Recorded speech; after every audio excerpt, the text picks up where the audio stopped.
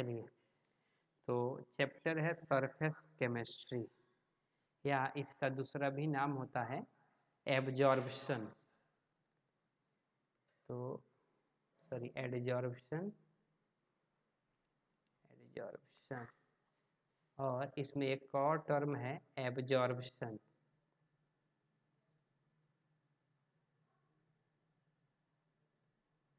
आदत छूट गया है एडजॉर्प्शन और एब्जॉर्प्शन ऑनलाइन का। तो एडजॉर्प्शन इसका हिंदी है अधिशोषण, अधिशोषण, और इसका हिंदी होता है अवशोषण। तो सरफेस केमिस्ट्री, तो ये दोनों सरफेस केमिस्ट्री के अंदर, लेकिन मेनली हमारा चैप्टर जो है ना वो एडजॉर्प्शन है, अधिशोषण। लेकिन बिना एब्जॉर्प्शन पढ़े इसको अच्छे से नहीं पढ़ सकते, और बार बार एग्जाम में पूछा जाता है कि डिफरेंस लिखो, एडजॉर्प्शन और एब्जॉर्प्शन में क्या अंतर है। तो पहले हम लोग एडजॉर्प्शन समझते, फिर से एब्जॉर्प्शन, दोनों को कंबाइन करेंगे तब भी हमको समझना है। अभी देखिए, जैसे मान लीजिए ये डेस्क हो गया, आप जैसे क्लास में आते हैं तो डेस्क के ऊपर बहुत सारे डस्ट दिखता है यहाँ पे, या बेंच के ऊपर। तो ये जो डस्ट है ना वो इसके सरफेस के ऊपर रखा हुआ है। या मान लीजिए आपने यहाँ पे कोई ब्रेड ले लिया, रोटी ले लिया, और इसके ऊपर अगर आपने नमक रखा, नमक, तो नमक तो सरफेस के ऊपर रह जाएगा। तो ये सरफेस के ऊपर है, यानी ये सरफेस फेनोमेनन है। तो जब किसी एक सरफेस के ऊपर दूसरा सरफेस आके जमा हो जाता है, जैसे इसको मैं मानूँ सरफेस ए है, और आपका जैसे ब्रेड हो गया, ब्रेड, और इसके ऊपर आपने चलिए घी रख ले, लेकिन घी थोड़ा अलग आएगा, पहले नमक बोलता हूँ। NaCl अगर आपने रख लिया तो ब्रेड के ऊपर ही NaCl रह जाएगा। NaCl ब्रेड के अंदर जाएगा क्या? नहीं जाएगा। तो ये ब्रेड के ऊपर NaCl एडजर्ब हो गया है, आके उसके सरफेस पे जमा हो गया है। तो यहाँ पे पहले टर्म समझिए, ये जो ब्रेड है इसको कहा जाता है एडजॉर्बेंट, इसका नाम है एडजॉर्बेंट। और ये जो NaCl है इसको कहा जाता है एडजॉर्बेट, मतलब इसका हिंदी है अधिशोषक, अधिशोषक। और इसका हिंदी है अधिशोष्य, अधिशोष्य। अधिशोष्य। तो देखिए, यानी जब किसी एक सरफेस के ऊपर कोई दूसरा सब्सटेंस आके जमा हो जाता है, या एक सब्सटेंस के ऊपर कोई दूसरा सब्सटेंस आके जमा हो जाता है, तब उसे एडजॉर्प्शन, अधिशोषण कहा जाता है। माइक ऑफ रख सकते हैं, माइक ऑफ कीजिए। तो जैसे मैं बोला था कि ये मान लीजिए अगर आपका ये डेस्क है, बेंच है, और इसके ऊपर ये डस्ट जमा हुआ है, तो ये जो डेस्क है ये क्या कहलाएगा? एडजॉर्बेंट या एडजॉर्बेट? एडजॉर्बेंट कहलाएगा। तो इसको हम लोग बोलेंगे एडजॉर्बेंट। और ये जो ऊपर वाला है जो सब्सटेंस एडजॉर्ब हुआ है इसको कहा जाता है एडजॉर्बेट। तो जब कोई एक सरफेस के ऊपर या सब्सटेंस के ऊपर कोई दूसरा सब्सटेंस आके जमा हो जाता है तो उसे कहा जाता है एडजॉर्प्शन। तो मैं अगर इसका डेफिनेशन लिखूं, इसमें कोई डाउट है? सर यानी जब किसी एक सतह, जब किसी एक सब्सटेंस, जब किसी एक सब्सटेंस या पदार्थ के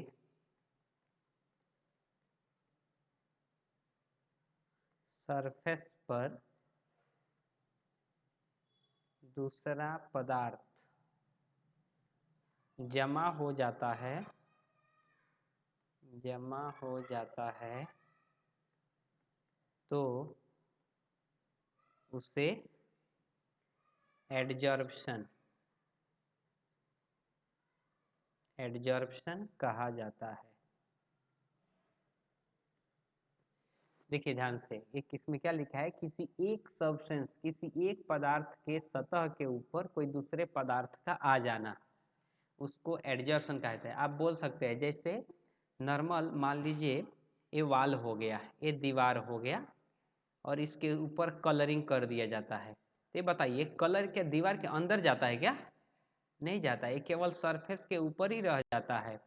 तो ये जिसके सरफेस यानी जो दीवार है वो कहलाएगा यहाँ पे एडजॉर्बेंट, और जो ये कलर है वो कहलाएगा एडजॉर्बेट। ये बहुत ही अच्छा चैप्टर है, पूरे लाइफ मतलब हम लोग जो घर में काम करते हैं ना, वही सब इसके एग्जाम्पल है। तो दीवार हो गया यहाँ पे एडजॉर्बेंट यानी अधिशोषक, और एडजॉर्बेट जो है वो हो गया आपका कलर, एडजॉर्बेंट जिसको हम लोग बोलते हैं, सॉरी एडजॉर्बेट बोलते हैं। तो अभी अगर हम डेफिनेशन लिखे कि एडजॉर्बेट है क्या, एडजॉर्बेंट क्या है, एडजॉर्बेंट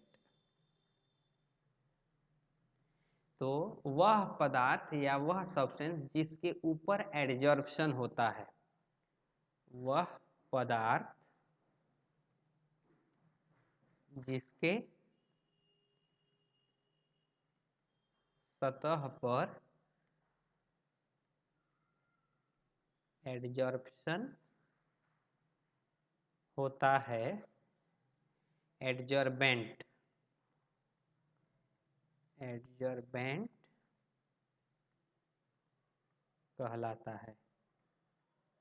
मतलब जिसके ऊपर एडजॉर्प्शन होगा उसी को हम लोग बोलेंगे एडजॉर्बेट। एक सेकेंड, थोड़ा तो और भी एग्जांपल बताता हूँ।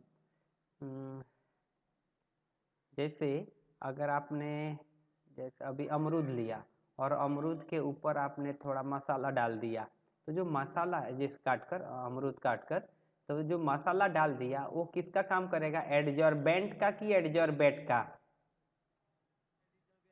एडजॉर्बेट का, यानी अधिशोष्य है। और जो आपका जैसे अमरूद है वो किसका काम किया, एडजॉर्बेंट यानी अधिशोषक। तो जिसके सतह पर एडजॉर्प्शन होता है उसको एडजॉर्बेंट यानी अधिशोषक कहा जाता है, और जहाँ पे एडजॉर्प्शन होता है और जिसका एडजॉर्प्शन होता है जो सतह पे आ जाता है, जैसे अगर मैं लिखूँ यहाँ पे एडजॉर्बेट, एडजॉर्बेट तो वह पदार्थ जो एडजॉर्बेट के ऊपर, एडजॉर्बेंट, एडजॉर्बेंट के सतह पर जमा होता है, वह पदार्थ जो एडजॉर्बेंट के सतह पर जमा होता है या जमा हो जाता है, जमा होता है सॉरी, उसे एडजॉर्बेट, एडजॉर्बेट कहा जाता है। तो जिसका हुआ एडजॉर्प्शन, मैं फिर से एक दूसरा एग्जांपल बता रहा हूँ। मान लीजिए एक केक है, केक आपने केक ले लिया, यहाँ पे इसके अंदर है और ये आपका सरफेस है, और इसके ऊपर आपने थोड़ा क्रीम रख दिया, क्रीम, एक क्रीम है ये पूरा केक है, तो एक क्रीम क्या कहलाएगा, एडजॉर्बेट। ये होगा अपना एडजॉर्बेट और एक केक होगा एडजॉर्बेंट। बोलिए इसमें कोई डाउट? अब अब अब हम थोड़ा एब्जॉर्प्शन समझेंगे, यहाँ पे ध्यान से, एब्जॉर्प्शन। माइक ऑफ रखिए, ये देखिए ध्यान से, बहुत यहाँ पे केवल बी है, एब्जॉर्प्शन, और इसके ऊपर जो टर्म था यहीं पे समझाता हूँ। यहाँ पे देखिए ध्यान से, ए डी है, केवल डी है और यहाँ पे बी है, इतना ही का डिफरेंस होता है। ए डी है तो इसको एडजॉर्प्शन पढ़ते हैं और इसको एब्जॉर्प्शन पढ़ते हैं। तो अभी तक जो भी हमने देखा वो एडजॉर्प्शन था, अब हम देखने जा रहे हैं एब्जॉर्प्शन। तो ध्यान से देखिए, एब्जॉर्प्शन यानी अवशोषण, अवशोषण। अभी ये अवशोषण क्या है?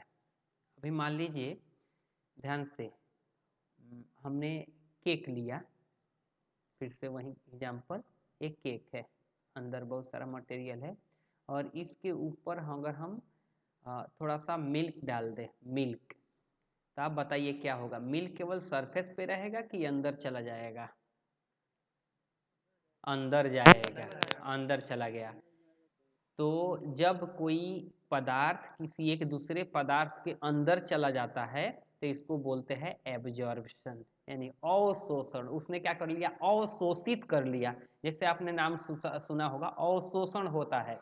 यानी अगर ड्राई ग्रेप्स ले लेंगे, जैसे दूसरा एग्जांपल, ड्राई ग्रेप्स, और ड्राई ग्रेप्स को अगर हम पानी में डाल देंगे, यहाँ पे वाटर अगर रख देंगे, तो क्या होगा? पानी ग्रेप्स के अंदर चला जाएगा, केवल सरफेस पे थोड़े रहेगा, अंदर चला जाएगा।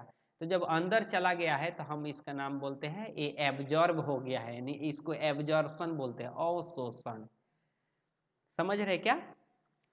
या एक दूसरा एग्जांपल,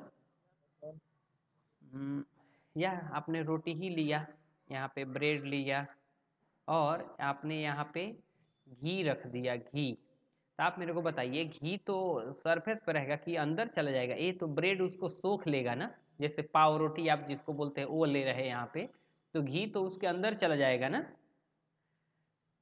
तो जब कोई सब्सटेंस माने घी एक दूसरे सब्सटेंस के अंदर चला जाता है तो उसको कहा जाता है एब्जॉर्प्शन, अवशोषण।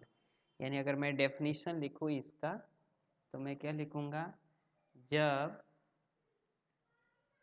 कोई एक पदार्थ किसी दूसरे पदार्थ के अंदर चला जाता है, चला जाता है, तो उसे एब्जॉर्प्शन, एब्जॉर्प्शन यानी अवशोषण कहा जाता है।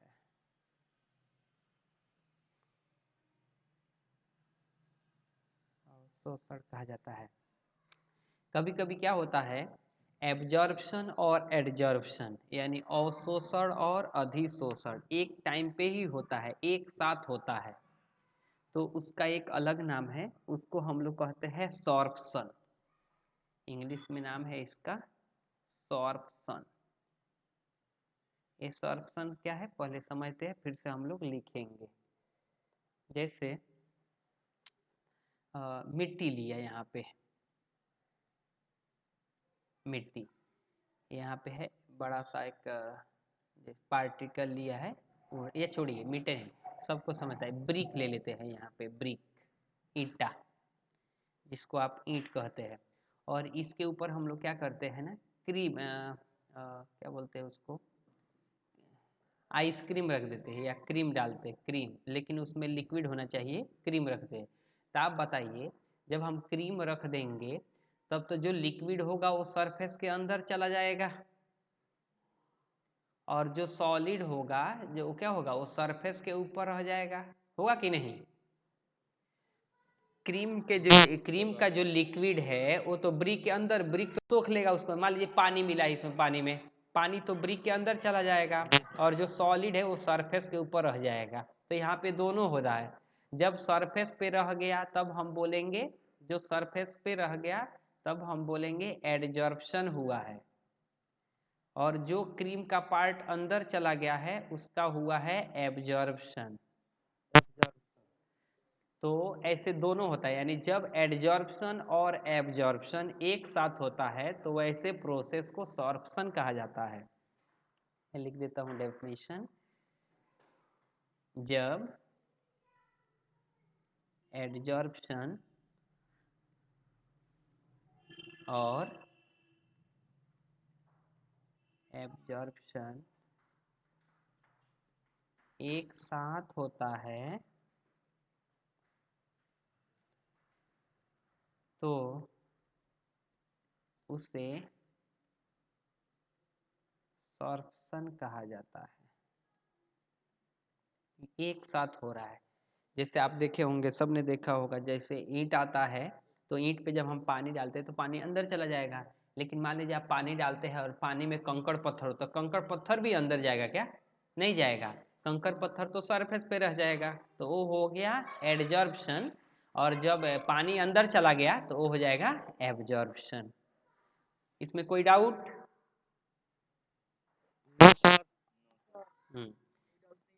चलिए अभी एक इसमें टर्म पढ़ते हैं, अक्लूजन। अक्लूजन हिंदी में क्या है मेरे को पता नहीं है इसका हिंदी, लेकिन मीनिंग आप समझ जाएंगे। अक्लूजन का हिंदी क्या होता है? जैसे हमने मेटल बार लिया, इसका आगे ऑर्गेनिक में बहुत बड़ा यूज पड़ता है। ये मेटल रॉड है। मेटल कोई भी हो सकता है, निकेल हो सकता है, प्लेटिनम हो सकता है, पीडी हो सकता है, आरएच हो सकता है। तो अगर ये मेटल है और इसके ऊपर सरफेस के ऊपर अगर कोई गैस एडजर्ब हो गया, जैसे H2, O2, N2, कोई भी गैस, तो यदि एडजर्बेंट यानी अधिशोष्य गैस हो और एडजर्बेंट यानी जहाँ पे एडजर्प्शन हो रहा है अगर वो सॉलिड हो तो उसको अक्लूजन कहा जाता है। फिर से बोल रहा है, यानी जब अधिशोष्य गैस हो और अधिशोषक सॉलिड ठोस हो तो वैसे अधिशोषण को अक्लूजन कहा जाता है। मैं लिखता हूँ फिर समझाता हूँ। यानी जब एडजॉर्बेंट सॉलिड हो था एडजॉर्बेट गैस हो तो वैसे एडजॉर्प्शन को अक्लूजन कहा जाता है। अक्लूजन कहा जाता है। अभी मैं आपको एक एग्जांपल बताता हूँ ऑर्गेनिक से। ऑर्गेनिक में इसका बहुत अच्छा एप्लीकेशन है। एक सेकेंड। अभी देखिए, जैसे अगर C2H4 हो गया, इथीन हो गया, इसका हमको H2 के साथ रिएक्शन कराना है। तो हमको पता है ये C2H4 कैसा होता है, डबल बॉन्ड H H, यहाँ पे भी H और H। अगर H2 ऐड करना है तो ये H और H टूटेगा, एक हाइड्रोजन यहाँ पे चला जाएगा, दूसरे हाइड्रोजन यहाँ पे चला जाएगा, तो क्या हो जाएगा CH, single double bond single bond में बदल जाएगा, H H H, यहाँ पे भी H H और H। तो अभी H2 आके इथीन, इसका नाम है इथीन और ये हो गया इथेन। तो इथीन से इथेन कब बना है, जब C2H2 में H2 ऐड हो गया है। लेकिन ये पूरे जो क्वेश्चन है ना उसका मैकेनिज्म सरफेस केमिस्ट्री के अंदर पढ़ना है। तो इस एरो के ऊपर लिखा हुआ रहता है निकेल प्लेटिनम पीडी। अभी ऐसा क्यों? क्योंकि रिएक्शन H3 इथीन जो है ये भी गैस है और H2 भी गैस है, H2 ये भी गैस है। तो गैस गैस हवा में तो रिएक्शन होगा नहीं, कोई तो कांटेक्ट सरफेस चाहिए जिसके उपस्थिति में ही रिएक्शन होने वाला है। तो होता क्या है, ये जो H2 है वो निकेल प्लेटिनम पीडी के सरफेस पे जाके जमा होता है, यानी एडजॉर्प्शन होता है। यानी निकेल, जैसे मैं ऊपर बता रहा था यहाँ पे, यहाँ पे कि इसलिए मैंने जानबूझ के एग्जाम्पल ये नाम लिखा, सब निकेल प्लेटिनम पीडी है, इसके सरफेस पे आके H2 यहाँ पे जमा होगा। तब जब बाद में जाके C2H4 इसके कांटेक्ट में आएगा, C2H4 को लेके आएंगे, तब इन दोनों के बीच में रिएक्शन होगा, नहीं तो नहीं होगा। तो जहाँ पे भी हम लोग देखेंगे ऑर्गेनिक में अगर रिडक्शन रिएक्शन कराना है, या इसी का नाम है हाइड्रोजनेशन, हाइड्रोजन का जोड़ना, इसका नाम है हाइड्रोजनेशन, हाइड्रोजन का जोड़ना। तो अगर ये हाइड्रोजनेशन रिएक्शन होता है तो हमेशा अगर सबसे सिंपलेस्ट रिएक्शन के लिए निकेल प्लेटिनम पीडी लिया जाता है, उसके सरफेस पे H2 जाके जमा हो जाता है, तब इथिन लेके आते हैं तो रिएक्शन होता है। यानी ये इस रिएक्शन का नाम है एडजॉर्प्शन रिएक्शन, अधिशोषण अभिक्रिया। इसमें डाउट है?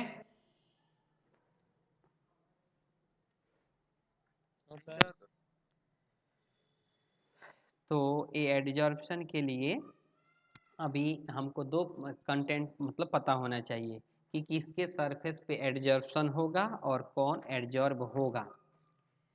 तो क्योंकि जो एडजॉर्प्शन है वो सरफेस एरिया पे डिपेंड करता है, तो हम देखेंगे कि किस किस फैक्टर पे सरफेस एरिया एडजॉर्प्शन डिपेंड करता है।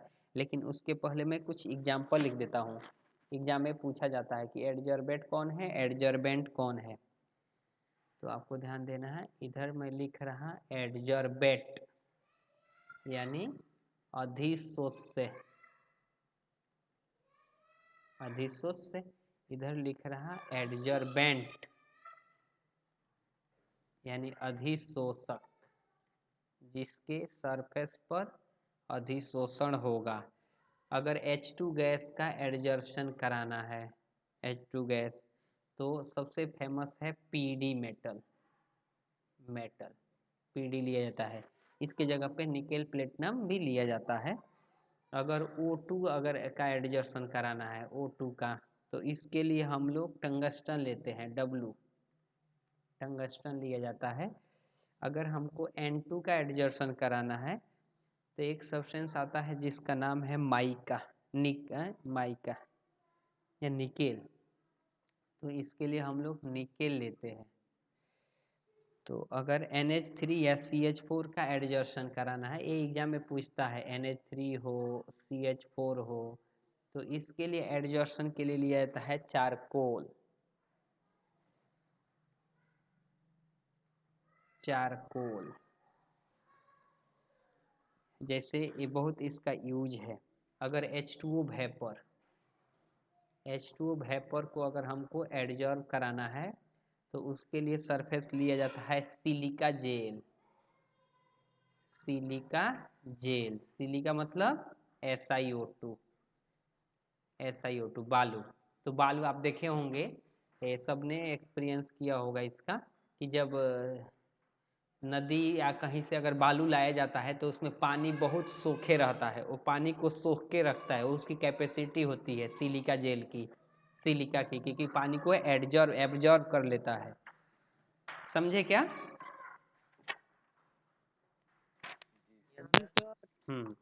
तो अभी अभी अपना मेन टारगेट है, माइक ऑफ रखिए, मेन टारगेट है इसमें डिफरेंस पढ़ना है एडजॉर्प्शन और एब्जॉर्प्शन में। तो 2-3 पॉइंट लिख लेंगे।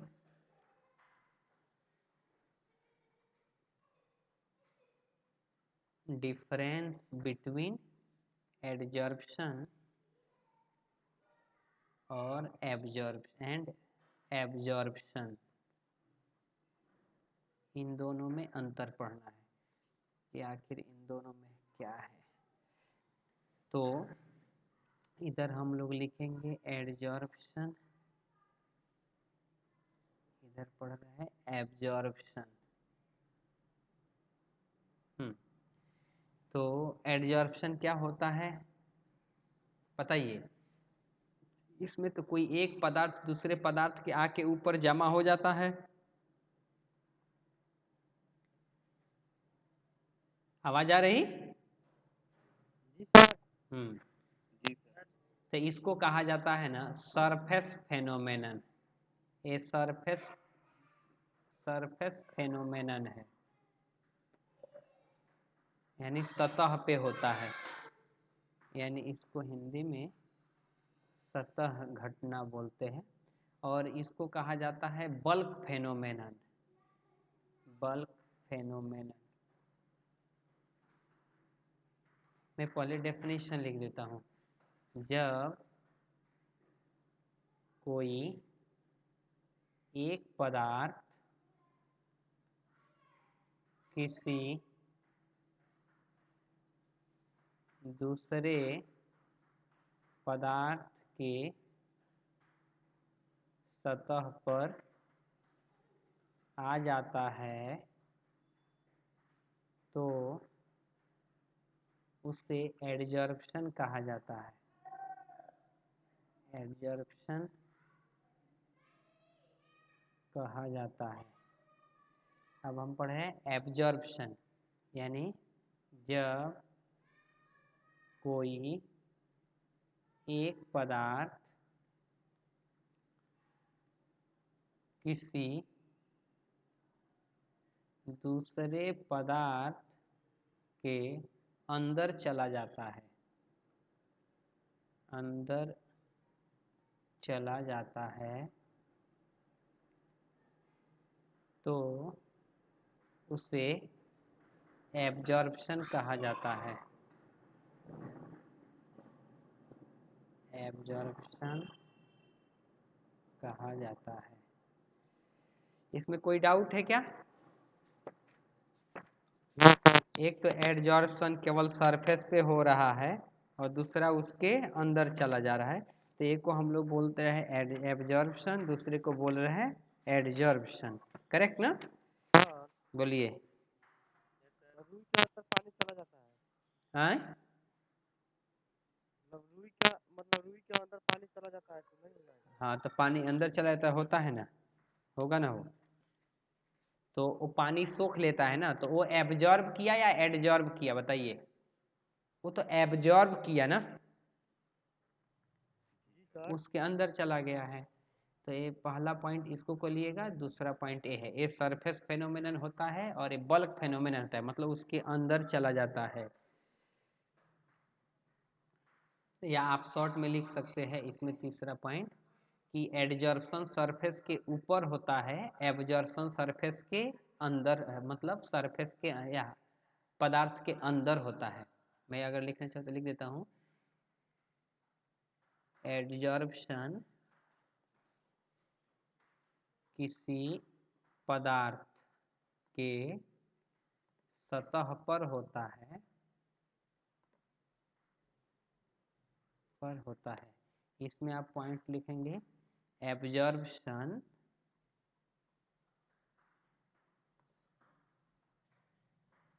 किसी पदार्थ के अंदर होता है।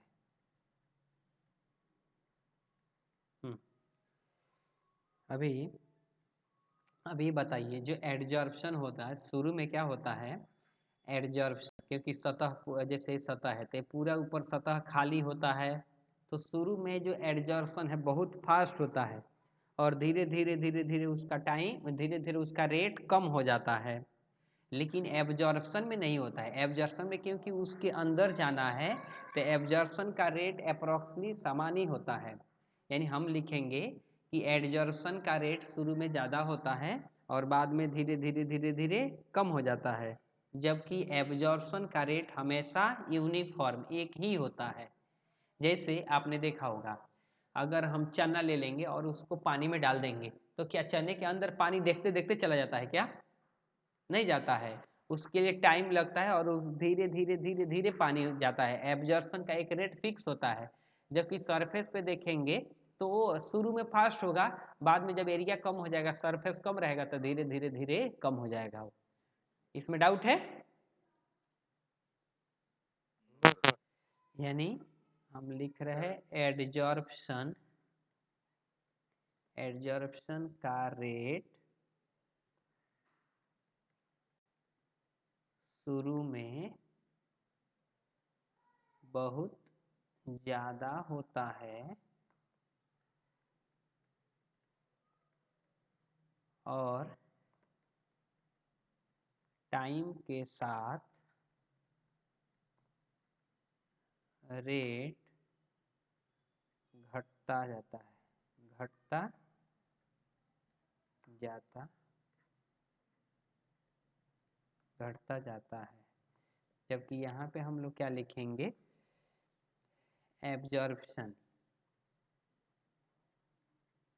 एब्जॉर्प्शन का रेट हमेशा कांस्टेंट होता है, शुरू में भी वही दिखाएगा, फास्ट में भी दिखाएगा। अगर आपको ये डाउट लगेगा तो आप इसके एग्जाम्पल को समझिए। चने के अंदर पानी का जाना, तो आप चने को रखेंगे तो ऐसा नहीं देखते देखते देखते पानी उसके अंदर चला जाएगा। अब आप बोलेंगे नहीं, मैं तो जैसे सूखा कोई लकड़ी ले लिया, मिट्टी लिया तो चला जाएगा, लेकिन एक्चुअल में लेकिन वो भी जाएगा ना, तो भी टाइम के साथ ही जाएगा। ऐसा नहीं कि शुरू में देखते देखते खत्म हो गया। वो अगर किसी किसी केस में ऐसा देखने को मिल सकता है, जैसे आपने चूना ले लिया, चौक ले लिया, चौक को पानी में डालेंगे तो देखते देखते घुल जाता है वो। लेकिन एक्चुअल जो स्टडी करेंगे माइनट लेवल पे, तो एब्जॉर्प्शन का रेट कांस्टेंट दिखता है, जबकि एब्जॉर्प्शन का रेट शुरू में फास्ट होता है, बाद में स्लो हो जाता है। इसमें कोई डाउट है तो बोलिए। No sir. तो चलिए, अभी ये हो गया एडजॉर्प्शन एब्जॉर्प्शन में डिफरेंस हो गया। एडजॉर्बेट क्या होता है, एडजॉर्बेंट क्या होता है, एडजॉर्प्शन क्या होता है, ऑक्लूजन क्या होता है। अभी एक और टर्म इसमें समझा रहा। कभी कभी क्या होता है, एब्जॉर्प्शन भी होता है, मतलब मटेरियल कोई आएगा भी और मटेरियल कोई बाहर भी चला जाता है, उसके सरफेस से भी बाहर जाएगा। यानी एडजॉर्प्शन भी होगा और उसके रेट से उसके सरफेस पे बाहर भी जाएगा। तो अगर सरफेस से बाहर चला गया, जैसे एक सेकेंड, इसका नाम है डिजॉर्प्शन। डिजॉर्प्शन मतलब मान लीजिए ये सरफेस से भी है आपका, अब पहले से ही मटेरियल एडजॉर्ब है इसके सरफेस पे। जैसे आप क्लास में आते हैं तो देखते हैं, तो बेंच है, डेस्क है, इसके ऊपर बहुत सारा डस्ट है, तो आप फूंक मारते हैं या कुछ करते हैं तो ये मटेरियल धीरे धीरे धीरे धीरे यहाँ से बाहर चला जाता है। यानी जो पहले एडजॉर्ब अब वो बाहर चला गया, तो इसको हम लोग बोलते हैं डिजॉर्प्शन। यानी अगर एब्जॉर्प्शन का उल्टा होता है तो इसको बोलते हैं डिजॉर्प्शन। समझ रहे क्या? यानी यस सर। जब कोई एडजॉर्ब एडजॉर्ब्ड मटेरियल यानी पदार्थ सतह से दूर जाता है, तो उसे डिजॉर्प्शन कहा जाता है। डिजॉर्प्शन कहा जाता है, क्योंकि पहले वो एडजॉर्ब था, अब क्या हो गया, धीरे धीरे धीरे धीरे वो सरफेस से दूर जाने लग रहा है, तो उसको हम लोग बोलते हैं डिजॉर्प्शन। इसमें कोई डाउट? No sir. नो। तो अभी